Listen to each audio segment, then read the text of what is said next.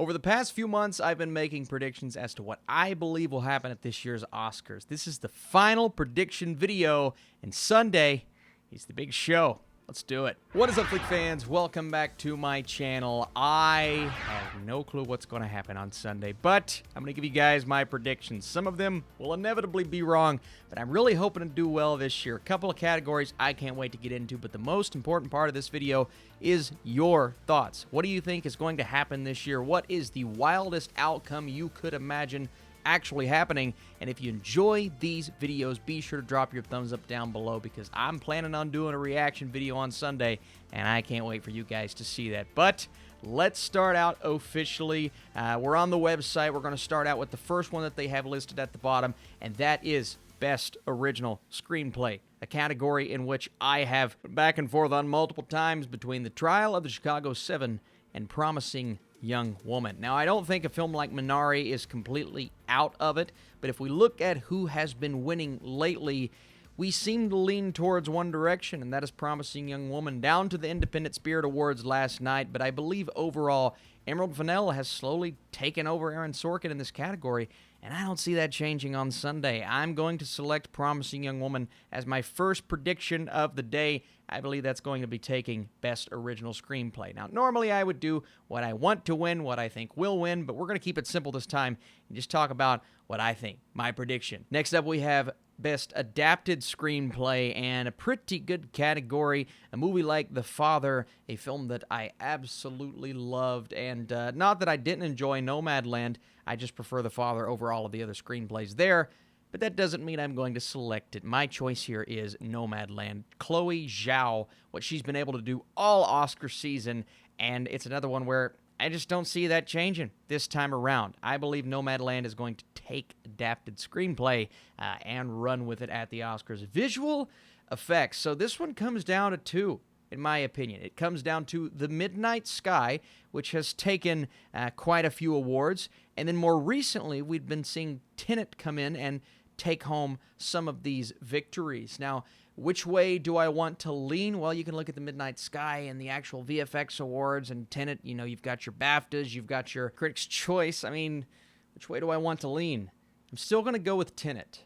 I just don't know if Midnight Sky has enough in it to overcome a few of these awards that Tenet has won, and just kind of the sheer power of Christopher Nolan. Not that it really got him a lot of nominations this year, but I just believe Tenet is going to be one of those films that the majority of the voting body saw and said, yeah, it's probably going to win. Now, if The Midnight Sky wins, I will not be shocked. That's not my vote here. Let's move into sound, or what we like to call the Sound of Metal category. It's taken home almost all of the awards. You know, originally when Oscar season started, I'm sitting back going, you've got a movie like Mank, you've got a movie like Soul, and then, you know, some people were throwing in some of these other big blockbusters, but Sound of Metal has just not lost. It's won almost everything. So that's a simple one. And then the next category we have is short film. Now, for the short film categories, I'm not actually going to make a prediction, so I'm going to skip them because, one, nothing's official here.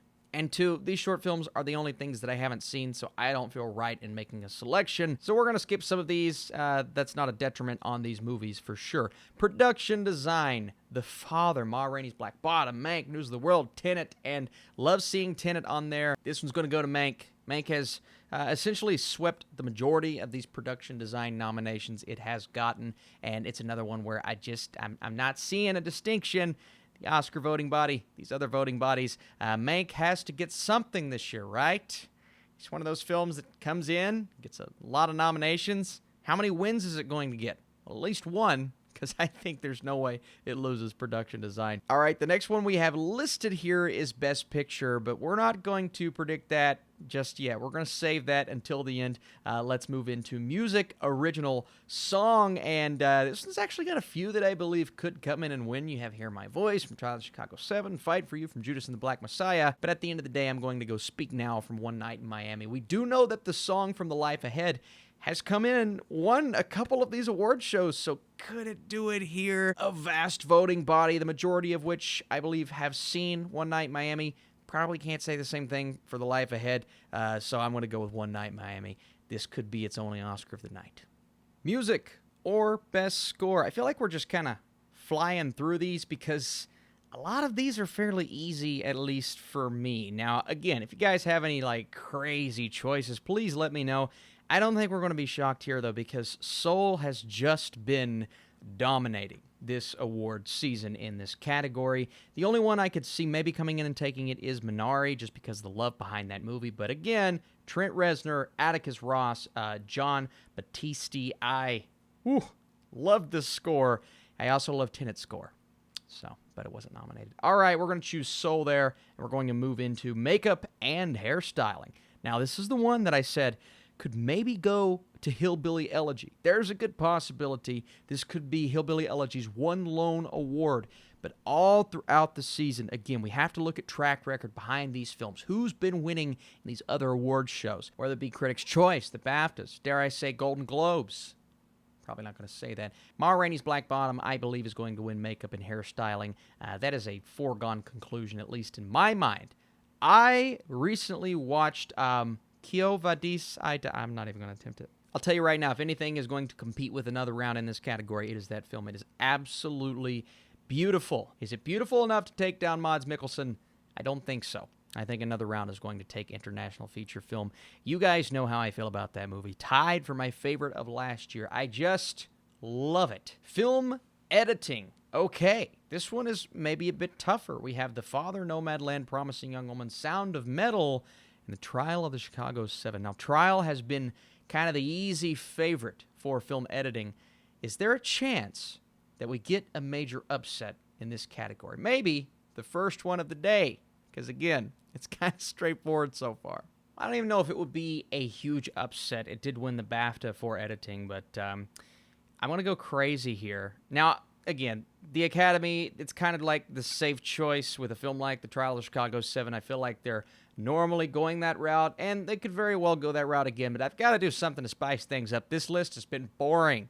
Go Sound of Metal for editing. Not only does it win sound, I believe it wins editing. It is a technical achievement, in a sense, the way that they construct this so cohesively. It was a beautiful, beautiful film. On that note, yeah, I could talk about Sound of Metal all day. I'm going to choose it for film editing. And the next one is documentary sort subject, but then we have documentary, and this one's really tough. I mean, I could go with Time or Collective, two films that have resonated, I believe, in a great way, but they haven't been talked about as much as My Octopus Teacher.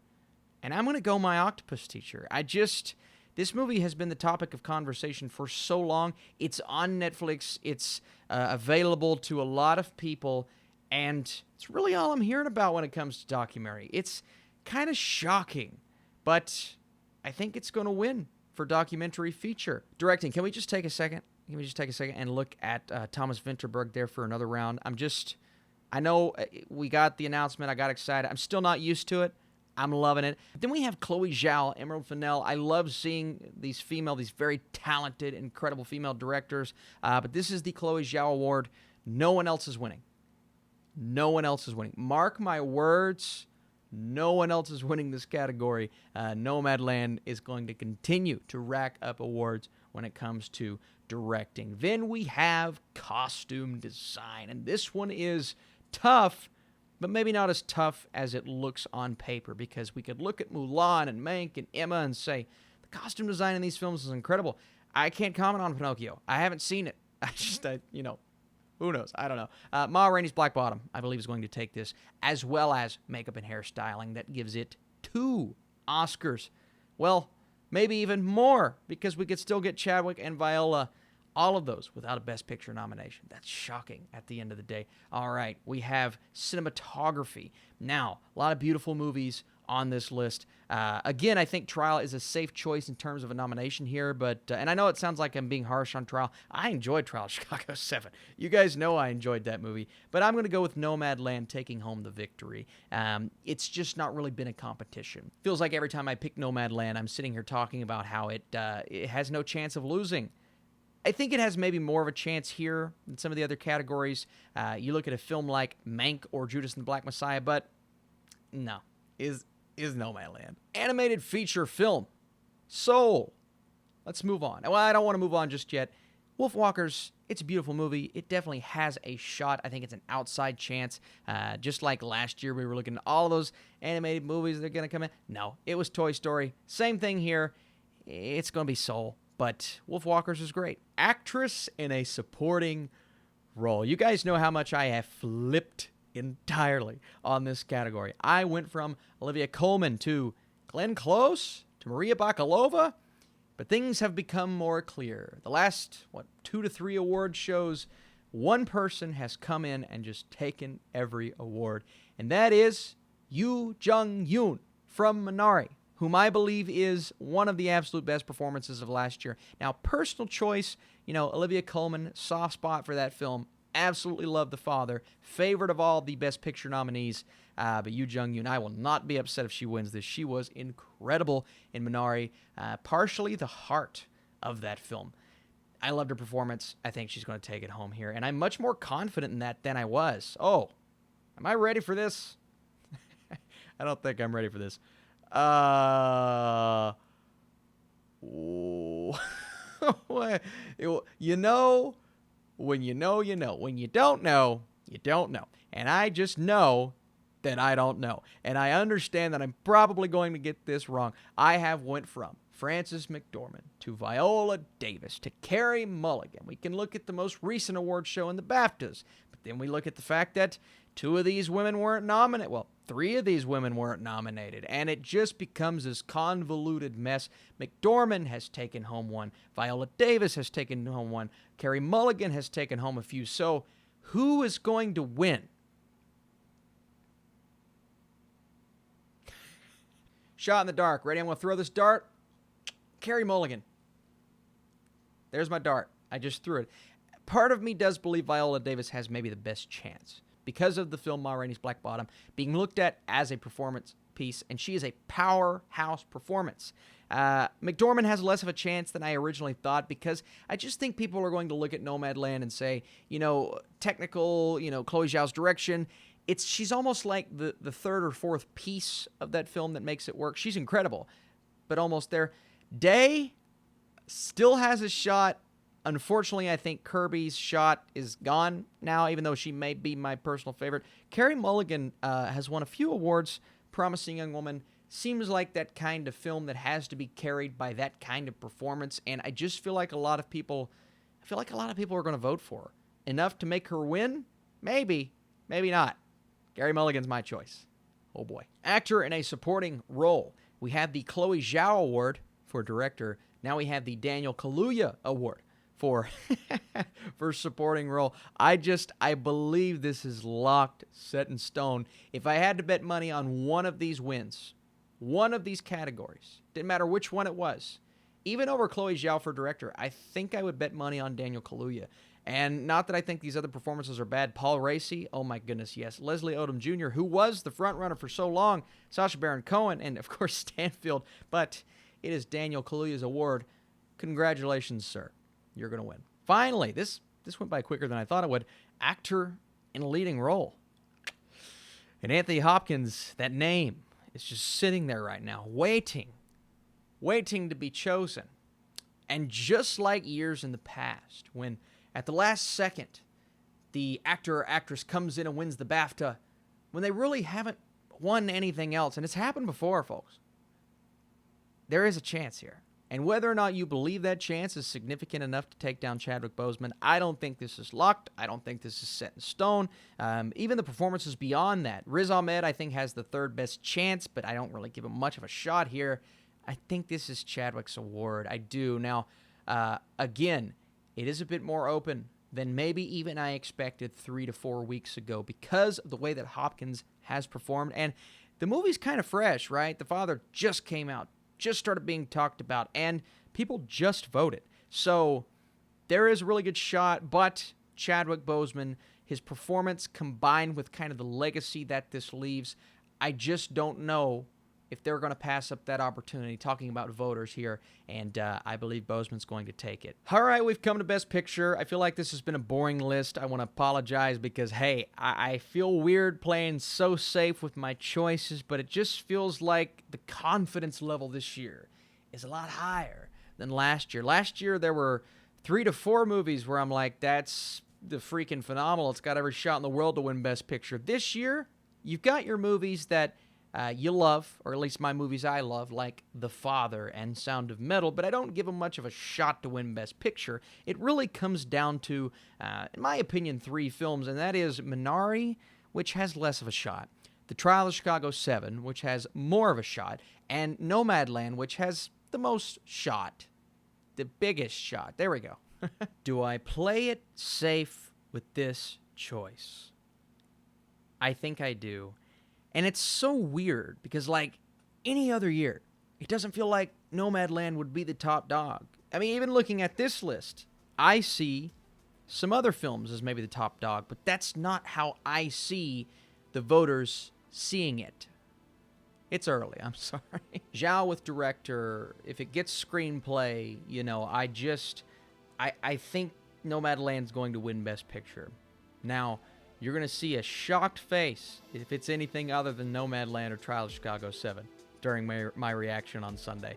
But as of right now, I have to say Nomadland is my choice, my official prediction for Best Picture. Now, I need you guys in the comments down below, like I said, and let me know, are you up for reaction on Sunday? I don't think I'm going to do it live. I'm going to leave that to some other channels, but I'm definitely going to do one, record as I go, and hopefully get a nice little cut-down version of it right after the Oscars is over. It's going to be a lot of work, but I think it's going to be worth it at the end of the day. I can't wait for Sunday. We're almost here to see the winners. It's one of the best times of the year. I'm a competition guy, love sports. This is like the ultimate competition when it comes to movies. So I'm super pumped for it. You guys are truly the best. Thanks for sticking with me. Thanks for supporting this video, and come back. We're also going to be doing a live stream on Sunday.